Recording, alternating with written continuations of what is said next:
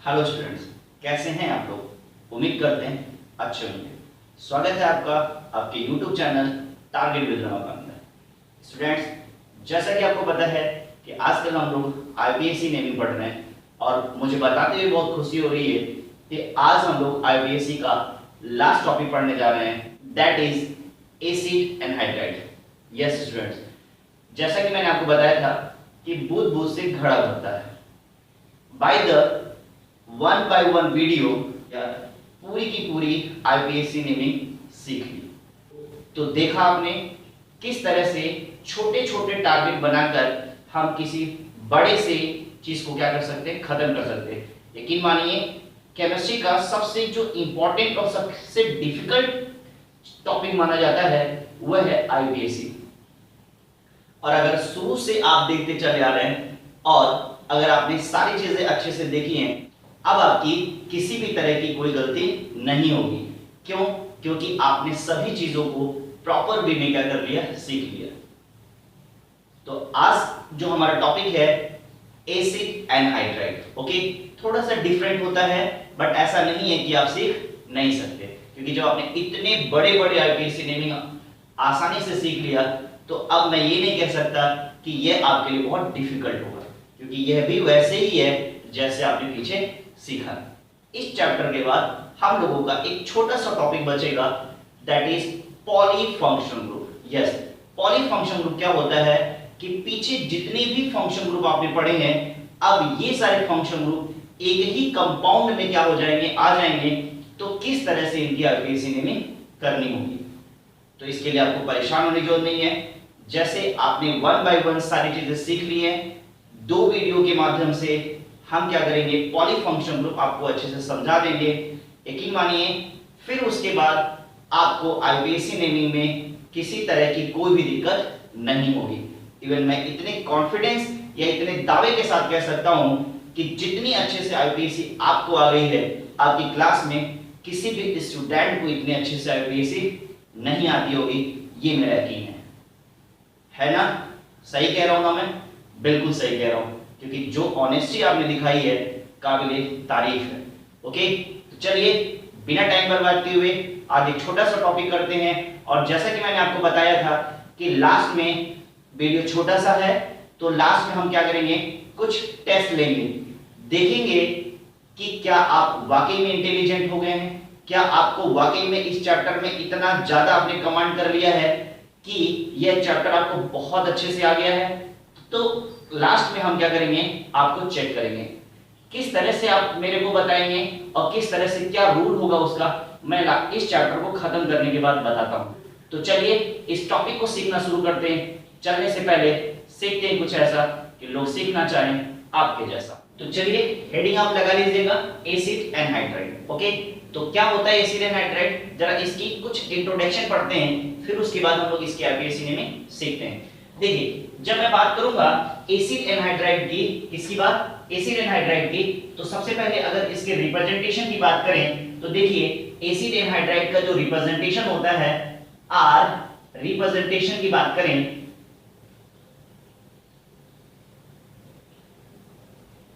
बेटा, इसके रिप्रेजेंटेशन की अगर बात की जाए तो इसका रिप्रेजेंटेशन क्या होता है जरा समझिएगा। अभी मैं इसको डिटेल में बताऊंगा, परेशान नहीं होइएगा। आर CO O और क्या हो गया, R हो गया। ये इसका क्या होता है रिप्रेजेंटेशन। इसके फॉर्मूले, जनरल फॉर्मूले और इसके फंक्शन ग्रुप के चक्कर में नहीं पड़िएगा, मैं इसका फंक्शन ग्रुप अभी आपको बता देता हूं, परेशान नहीं होइएगा, ठीक है। तो देखिए ये इसका क्या होता है रिप्रेजेंटेशन। अब देखिए यह अगर आपने पढ़ा होगा, आपको याद आ रहा होगा, इस तरह में अगर R और लार लग जाता है तो इस तरह के फंक्शन ग्रुप को आपको याद आ रहा होगा, इस तरह के फंक्शन ग्रुप को क्या बोला जाता था, कमेंट में करके बताइएगा ये कौन सा ग्रुप है, ठीक है। तो उसी तरह का कुछ यहाँ सीन बना हुआ है।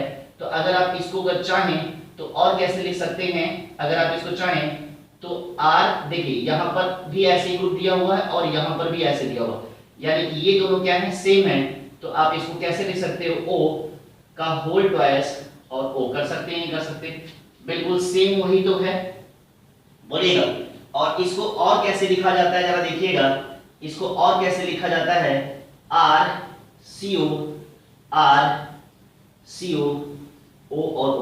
ये बहुत ही इंपॉर्टेंट कंपाउंड है और सच बता दें तो बहुत सारे स्टूडेंट इसके आईपीएससी नेमिंग में गलती करते हैं क्योंकि उनको इस कंपाउंड के ये सारे आईपीएससी सीख लेते हैं और ये एसिड एनहाइड्राइड वाली आईपीएससी उनको अच्छे से नहीं आती, बट आपके साथ ऐसा नहीं होना चाहिए। ठीक है, तो ये हो गया इसका रिप्रेजेंटेशन। डियर स्टूडेंट्स, हम आपको बता दें बेटा जी कि इसको जो एसिड एनहाइड्राइड होता है इसको डेरिवेटिव बोला जाता है किसका? एसिटिक एसिड का। किसका बोला जाता है? Acetic acid. अब आपको लग रहा होगा ये डेरिवेटिव क्या होता है? तो डेरिवेटिव होता है कि डेरिवेटिव इन द सेंस कि जो एसिड एनहाइड्राइड होते हैं वह एसिटिक एसिड से बने होते हैं। मतलब यानी कि एसिटिक एसिड से बने होने के कारण इनको बोला जाता है कि जो एसिड एनहाइड्राइड होते हैं यह एसिटिक एसिड के क्या होते हैं? डेरिवेटिव होते हैं। चलिए देखिए जरा मैं आपको समझाता हूं। मान लीजिए आपने क्या कर लिया है, 2 मॉलिक्यूल। देखिए रिएक्शन से आपको कोई दिक्कत नहीं होना चाहिए, रिएक्शन नहीं में पढ़ाना है हमें आईपीएससी सीखना है, बट कुछ चीजें मैं आपको बताना चाह रहा हूं जिससे आपका कॉन्सेप्ट अच्छा हो जाए। ठीक है, तो बहुत परेशान नहीं होइएगा कि ये कौन सी रिएक्शन होने लगी है। पढ़ना तो आईपीएससी है बट हम पढ़ क्या रहे हैं? रिएक्शन में। बिल्कुल परेशान नहीं होइएगा। देखिए हमने क्या लिया बेटा, हमने लिया एसिटिक एसिड लिया। क्या लिया? एसिडिक, CH3COO और H लिया। आपको याद आ रहा होगा O और क्या लिया? H लिया। बोलो समझ में आ रहा है कि नहीं आ रहा? यह क्या है आपको पता है? इसका अगर आईपीएससी लेने की बात करें इसका नाम क्या है? Ethanoic acid. क्या है? Ethanoic acid. अगर 2 मॉलिक्यूल्स के एथेनोइक एसिड आपस में रिएक्शन करते हैं तो क्या होता है? यहां से वाटर के मॉलिक्यूल्स निकलते हैं और क्या बनता है? बनता है CH3COO और क्या बनता है? CO एंड क्या बनता है? CH3 बनता है। कैसे बनता है मैं आपको दिखा देता हूं। इसके कितने मॉलिक्यूल्स हैं? 2 मॉलिक्यूल्स। कितने मॉलिक्यूल्स हैं? 2 मॉलिक्यूल्स। तो आपने लिया CH3O और क्या लिया? OH। फिर इसके 2 मॉलिक्यूल्स हैं तो इसको आप ऐसे लिख सकते हैं OH CO एंड CH3। देखिए है तो ये दोनों चीजें एक ही ना, हमने थोड़ा सा इधर उधर करके लिख दिया है बट इनमें कोई डिफरेंस नहीं है, ये दोनों चीजें क्या हैं? सेम है। ठीक है, यहां से आपने क्या कर दिया? वाटर निकाल दिया। H प्लस और OH माइनस आपस में मिलकर के क्या बना लेंगे? वाटर बना लेंगे। और क्या हो जाएगा आप देखो क्या क्या बचा हुआ है? ये बचा हुआ CH3COO और यहां क्या बचा हुआ है? CO एंड CH3 आपस में बॉन्ड बना लिया। तो क्या यह वही कंपाउंड तो हो गया जो मैं सिखाना चाह रहा था? भाई R की जगह पे यहां क्या है? CH3 है कि नहीं है? बोलिए। और बाकी ये सारे के सारे फंक्शन ग्रुप आपको दिख रहे कि नहीं दिख रहे? बोलिए दिख रहे कि नहीं दिख रहे? बोलिए समझ में आ रहा है कि नहीं आ रहा? तो इसे और कैसे लिखा जा सकता है? देखिए दोनों चीजें सेम तो क्या हो जाएगा? CH3CO का होल ट्वाइस और क्या हो गया? C हो गया। अभी नेमिंग के चक्कर में नहीं पड़िएगा। ठीक है, अभी आप इसको लिखना सीखिए कि कैसे कैसे इसे लिखा जा सकता है। उसके बाद और कैसे लिखा जा सकता है? CH3COO CO and CH3। बोलो लिखने आगे कि नहीं आगे? ठीक है, अब इसमें एक चीज थोड़ा और समझिए। जब यहां आपने 2 मॉलिक्यूल्स एसिड के लिए थे, सेम टाइप के थे, यानी कि यह भी वही था और यह भी वही था, दोनों एक जैसे थे, तो इस तरह से अगर हम देखें तो यह इस ग्रुप के दोनों तरफ अगर चीजें सेम हैं तो इसको बोलते हैं सिमेट्रिकल। क्या बोलते हैं? Symmetrical acid anhydride. एनहाइड्राइड याद रहेगा।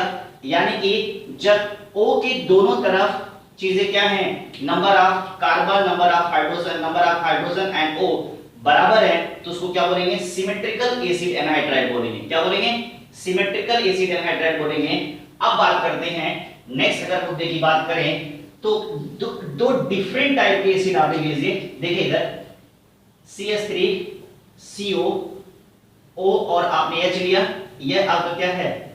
Ethanoic acid. और इस बार आपने इसके 2 मॉलिक्यूल्स लिए थे, इस बार आप डिफरेंट टाइप का एसिड ले लीजिए CO एंड CH3। देखिए बेटा जी है भी तो यह भी एसिड ही है ना, 1 2 3, इसका नाम क्या हो जाएगा? Propanoic acid. बोलिए, ये हो गया एथेनोइक एसिड और ये हो गया प्रोपेनोइक एसिड। आपने इसे लिख लिया होगा, ठीक है, मैं मिटा दे रहा हूं इसे। देखिए, यह आपका क्या था? यह आपका एथेनोइक एसिड और ये आपका क्या हो गया? Propanoic acid. दोनों को आपने यहां से वाटर निकाल दिया एंड वाटर रिमूव करने के बाद अब आपके पास क्या बचा? जरा चेक करते हैं। CH3CO, यहां से क्या बचा? O, और यहां से वो निकला, यहां से क्या बचा? O, CH2 and CH3 bond. अब आप जरा देखो, O के दोनों तरफ यहां और यहां क्या नंबर ऑफ कार्बन, हाइड्रोजन और ऑक्सीजन बराबर हैं? क्या बराबर हैं? नहीं बराबर हैं। तो इस कंडीशन में इसको क्या बोला जाता है? Unsymmetrical acid anhydride. देखिए, ये आपको कहीं चीजें मिलेंगी नहीं, सच बता रहा हूं। सिर्फ लोग क्या करते हैं, आईपीएससी पढ़ाना शुरू कर देते हैं। यह एनहाइड्राइड वाकई में आता कहां से है ये कोई नहीं बताता है, लेकिन मैं आपको शुरू से एक एक चीज क्या कर रहा हूं, बता रहा हूं कि आखिर ये एनहाइड्राइड आया कहां से।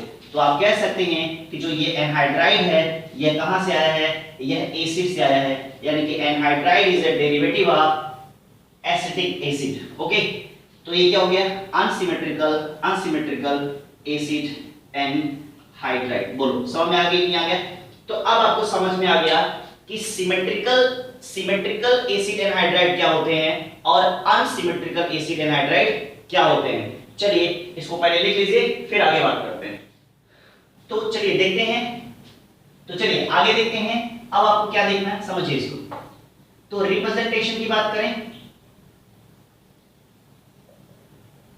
रिप्रेजेंटेशन की बात करें तो अब इसको डिटेल में थोड़ा सा जान लीजिए।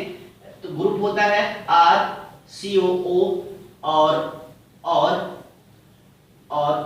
O और क्या हो गया? R हो गया। ये सेम टाइप के हैं, तो इनको और कैसे लिखा जा सकता है? इसको लिखा जा सकता है RCO का होल ट्वाइस और O लिखा जा सकता है। और कैसे लिखा जा सकता है? और लिखा जा सकता है RCO और क्या हो गया? O हो गया, ठीक है। और इसमें अगर देखा जाए तो ये दो तरह के हो सकते हैं। कैसे हो सकते हैं? एक हो सकते हैं सिमेट्रिकल एसिड एनहाइड्राइड और क्या हो सकते हैं? Unsymmetrical acid anhydride. ओके, तरीका क्या होगा चेक कर लेते हैं। तरीके की बात करें तो क्या हो गया? अगर आपने लिखा हुआ है CH3CO CH3, ठीक है, गलत तो नहीं कर रहा हूं, सही है, ठीक है। फिर उसके बाद CH3CH3CO and CH3, again CH3CH2O CH2 and CH3।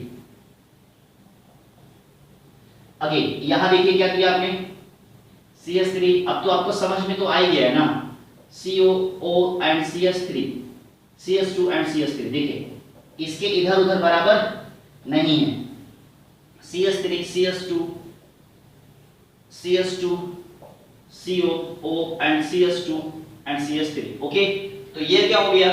ये हो गया सिमेट्रिकल और ये हो गया अनसिमेट्रिकल। ओके, नेक्स्ट बात करते हैं। अगर इसके लिए सफिक्स की बात करें, इसके लिए जो सफिक्स यूज होता है, इसके लिए जो सफिक्स यहां यूज होता है ओइक एनहाइड्राइड यूज होता है। क्या यूज होता है? Oic anhydride.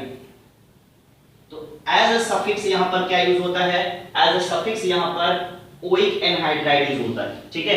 तो इतनी बातें आपको समझ में आ रही होंगी, तो इसको पहले लिख लीजिए, फिर आइए आईपीएससी पढ़ना शुरू करते हैं। डिफरेंट कंपाउंड्स के आईपीएससी देखते हैं। चलिए इन कंपाउंड्स की आईपीएससी करना शुरू करते हैं और इसी तरह की कंपाउंड्स क्या करते हैं आईपीएस एसिड एनहाइड्राइड में, इसी तरह की कंपाउंड्स एग्जाम में आते हैं।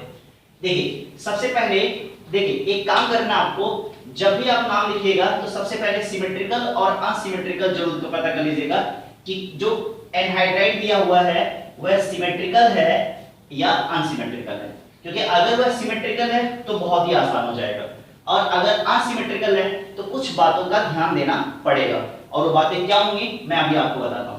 तो अगर देखा जाए तो इस कंपाउंड्स को मैंने, जैसा कि मैं समझाना चाह रहा था कि इसको इस तरह से भी लिखा जा सकता है, ऐसे भी लिखा जा सकता है, ऐसे भी लिखा जा सकता है, क्योंकि ये कैसे हैं, सिमेट्रिकल।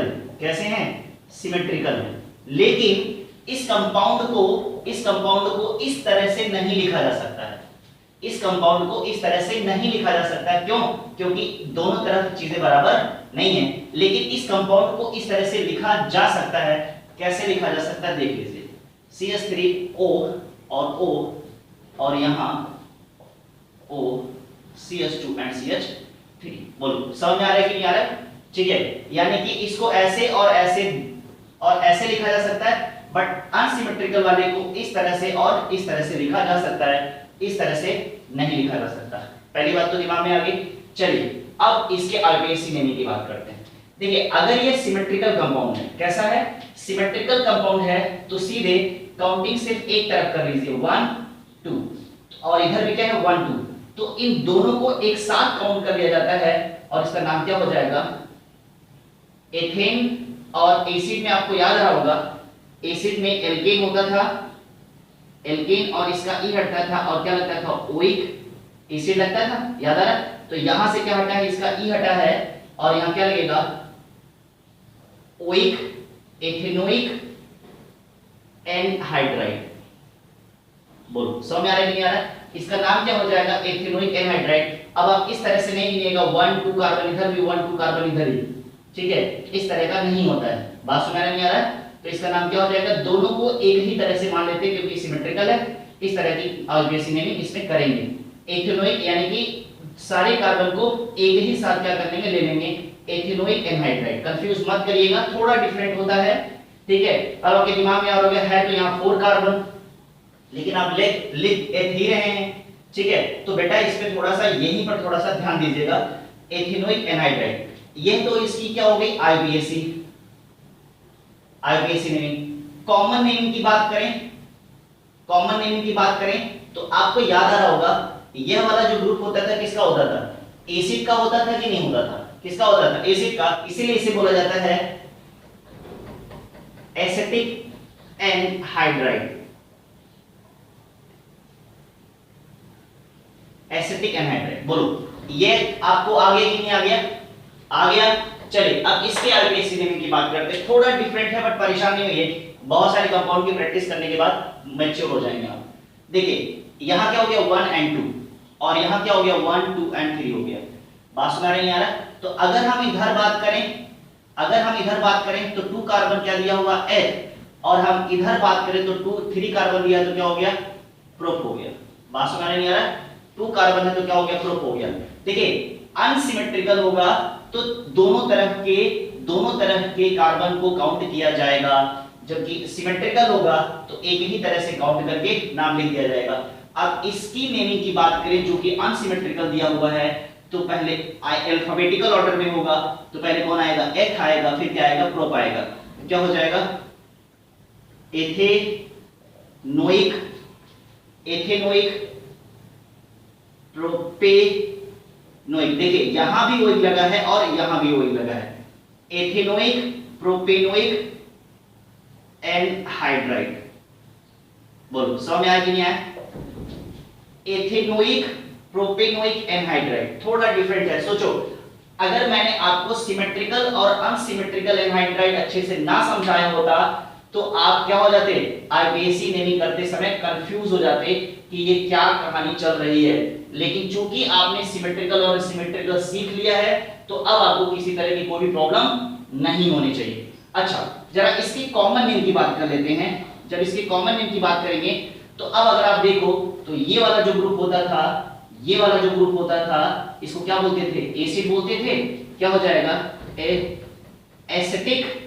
एसिटिक, और इसको क्या बोलेंगे, 3 कार्बन दिया तो क्या हो जाएगा, प्रोपियोनोइक एसिड। ध्यान से रखिएगा इसको प्रोपियोनोइक बोलते हैं। क्या बोलते हैं, प्रोपियोनोइक एसिड बोलते हैं, प्रोपियोनोइक एसिड एनहाइड्राइड। प्रोपियोनोइक एनहाइड्राइड बोलते हैं। बोलो समझ में आ रहा है कि नहीं आ रहा? क्या बोलेंगे? प्रोपियोनोइक एनहाइड्राइड बोलेंगे। चलिए अगेन आपने लिख लिया होगा, ठीक है, इसे मिटा दो, थोड़ा मैं मिटा देता हूं। चलिए जरा इस कंपाउंड्स के आईपीसी नेमिंग की प्रैक्टिस करते हैं। जब इस कंपाउंड के आईपीसी नेमिंग आपने रिमार्क कर लिया, रिमार्क करने के बाद 1 2 3, रिमार्क करने के बाद 1 2 3 एंड 4, बोलो समझ में आ रहा है कि नहीं आ रहा? तो अब आपको क्या करना है? क्या यह सिमेट्रिकल है? नहीं, आपने बोला यह सिमेट्रिकल नहीं है, क्योंकि सिमेट्रिकल में दोनों तरफ सारी चीजें क्या होनी चाहिए थी? इक्वल होनी चाहिए थी। तो यह सिमेट्रिकल नहीं है, तो यह क्या हो जाएगा? यह हो जाएगा प्रोप, और ये क्या हो जाएगा? ड्यूट हो जाएगा। बोलिए तो आईपीएसी में सबसे पहले कौन आता है? अल्फाबेटिकल ऑर्डर में सबसे पहले कौन आता है? ब्यूट आता है। क्या हो जाएगा? ब्यूटेनोइक, और उसके बाद प्रोपेनोइक एनहाइड्राइड। समझ में आ रहा है कि नहीं आ रहा? एनहाइड्राइड। और इसी का अगर क्या हो जाता? इसी का अगर आईपीएसी आप लिखते, इसी का अगर आप कॉमन नेम लिखते, तो अब इस बार इसको आप क्या कर देते? एसिड बोल देते, और इसको क्या बोल देते? Butanoic anhydride. फिलहाल तो ये आपको समझ में आ गया। चलिए इस कंपाउंड आईपीएसी, ये आईपीएसी आपको समझ में आ गई कि नहीं आ गई? चलिए फिलहाल ये आईपीएसी आपको समझ में आ गया। अब इस आईपीएसी की बात करते हैं। जब इस आईपीएसी की बात करेंगे तो आपने रिमार्क किया, और यहाँ 1 2 3 एंड 4, यहाँ आएंगे 1 2 3 एंड 4। देखो अब बताओ कैसा हो गया? सिमेट्रिकल की अनसिमेट्रिकल? आपने कहा सिमेट्रिकल, तो काम ही खत्म हो गया। सीधे इस कंपाउंड का नाम हो जाएगा ब्यूटेनोइक एनहाइड्राइड। बहुत ज्यादा दिमाग नहीं लगाना है, इसको ऐसे नहीं लिखेंगे ब्यूटेनोइक एनहाइड्राइड नहीं लिखा जाता है, सीधे बोल दिया जाता है ब्यूटेनोइक एनहाइड्राइड। याद रखिएगा जब इस तरह का कोई कंपाउंड होगा तो तुरंत समझ जाएंगे ब्यूटेनोइक दिया है और एनहाइड्राइड दिया है, यानी कि इसका स्ट्रक्चर कैसा होगा? इस तरह का होगा। जैसे क्वेश्चन आप देखिए ऐसे दिया हुआ है, प्रोपेनोइक एनहाइड्राइड। क्या दिया है? प्रोपेनोइक एनहाइड्राइड दिया हुआ। तो अब अगर देखो तो इसका स्ट्रक्चर कैसे बनेगा? एक ही बार दिया हुआ प्रोपेनोइक एनहाइड्राइड, या यह क्या है? एनहाइड्राइड है, तो एनहाइड्राइड है, दैट मींस क्या होना चाहिए? यह होना चाहिए। और प्रोपियोनोइक है, एक ही बार दिया हुआ है, यानी कि 1 CH2 एंड क्या हो गया? CH2, और क्या हो गया? CO, CH2 एंड CH3 हो गया। तो इस तरह की चीजें आपको समझ में आ गई नहीं आ गई? तो उम्मीद कर रहे हैं कि अब आपको क्या हो रहा होगा, सारी चीजें समझ में आ गई होगी। इसे नोट डाउन करो, फिर आगे बात करते हैं। चलिए इन कंपाउंड्स की प्रैक्टिस करते हैं और इसके आईपीएसी में कैसे होती है जरा देखते हैं। हाँ, अगर आपको कॉन्फिडेंस आ गया हो तो आप क्या करिए, वीडियो को पॉज कर लीजिए और इसकी प्रैक्टिस करिए, और फिर उसके बाद मैच कराइए क्या आपको आ गया कि नहीं आ गया। ठीक है, तो चलिए करना शुरू करते हैं। तो अगर आप देखें तो सबसे पहले रिमार्क आपको करना है, कहां करना है? सबसे पहले आपको रिमार्क यहां करना है। कहां करना है? यहां करना है, यहां करना है और यहां करना है। ठीक है, फिर आप देखो काउंट करना 1 2 3, फिर आपको काउंट करना 1 2 एंड 3। यार ये तो बराबर आ गया है ना? मुद्दा क्या है? दोनों तरफ क्या है? बराबर हो गया। तो अब इसका नाम क्या हो जाएगा? फट से बता दीजिए। इसका नाम हो जाएगा प्रोपेनोइक एनहाइड्राइड। बोलो एनहाइड्राइड। अगर इसके आईपीएसी की बात करें तो एक तरफ क्या हो जाएगा?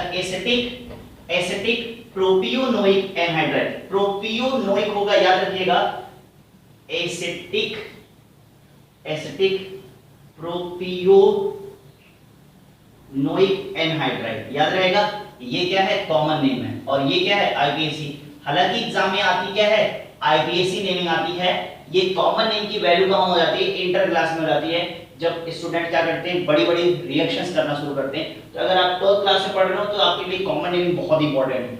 बाकी अगर आप फर्स्ट ईयर में और 10th में हैं तो अब आपके लिए कोई भी टेंशन नहीं है, आप आईपीएसी पे फोकस कर सकते हैं। बाकी सीखने में कोई टेंशन नहीं है, सीखने को तो कुछ भी सीखा जा सकता है।